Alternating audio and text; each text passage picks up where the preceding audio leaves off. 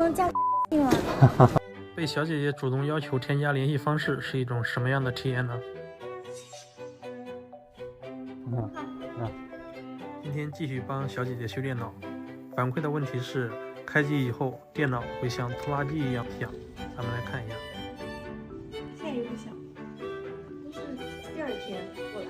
它是滴滴响还是什么声音啊？有没有声音呢？哦，垃圾一样的。听到这个声音有点像这个 CPU 风扇打到散热器或者打到线这样一个声音，咱们具体拆机来看一下。我要抱上去看上面怎么说，是换风扇还是换机？它这个风扇间隙有点大了，打到下面这个散热器了。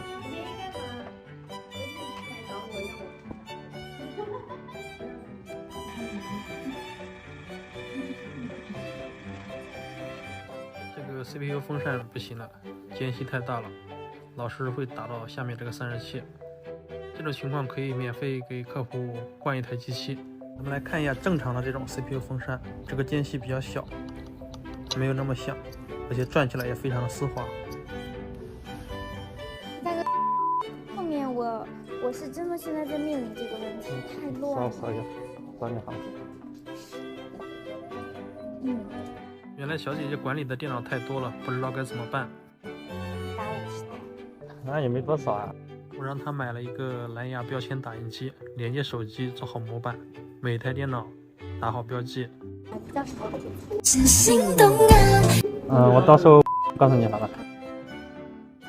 第一次被女生主动要求加好友，兄弟们，